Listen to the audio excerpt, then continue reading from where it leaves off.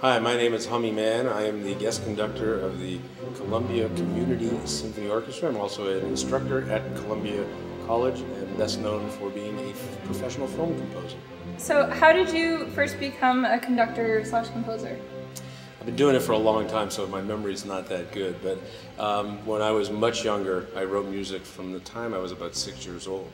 And I started out writing songs and little piano pieces, and pretty much discovered film composition when I was in college, because it's a great way, it's one of the careers where it allows you to write every single kind of music under the sun.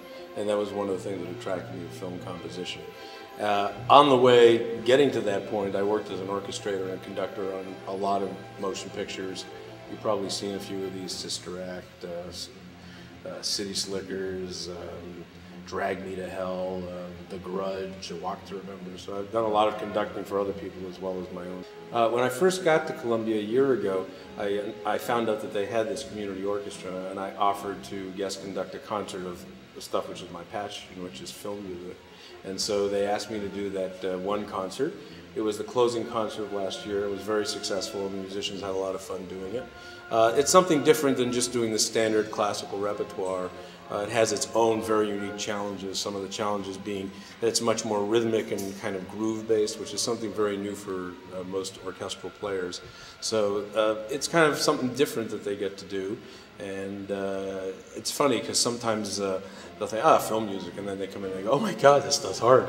You know, so it's an interesting challenge. And so that's what happened, is that it was successful last year, and I was asked to do another concert this year of film music. So I picked a selection of music that we're currently working on. For me, this is a whole lot more important, a whole lot more interesting, because I find it exciting to be playing brand new music or to be conducting brand new music.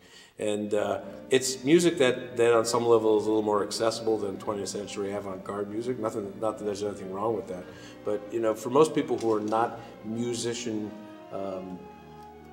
or aficionados of classical music, this really is the orchestral music of a lot of people. You'll see that young kids will own pop albums and rock albums, and they might have a couple of film score albums, and that seems to be the orchestral music that they listen to.